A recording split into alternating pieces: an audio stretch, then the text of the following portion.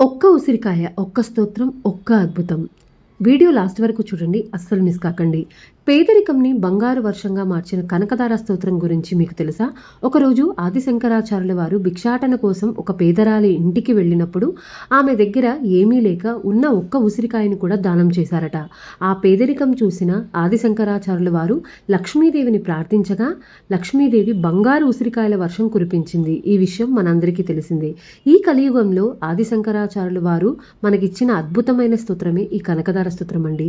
ప్రతిరోజు ఎవరైతే దేవుడి దగ్గర దీపం పెట్టి కనకదార స్తోత్రం చదువుతారో వాళ్ళ ఇంట లక్ష్మీదేవి ఎప్పుడూ కొలువై ఉంటుంది. ఒకవేళ చదవడం రాని వాళ్ళు ప్రతిరోజు వినండి, ఏదో ఒక రోజు మీ నోటికి ఖచ్చితంగా వచ్చేస్తుంది.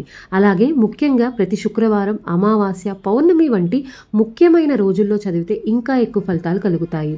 అందరికీ కనకదార స్తోత్రం భక్తితో పారాయణం చేస్తే మహాలక్ష్మి అనుగ్రహం ఖచ్చితంగా కలుగుతుంది. గుర్తుంచుకోండి, కేవలం స్తోత్రం చదవడం వల్ల కాదు, దానం ధర్మం ఉన్న చోటే లక్ష్మీదేవి శాశ్వతంగా నిలుస్తుంది. శ్రీమాత్రే నమః.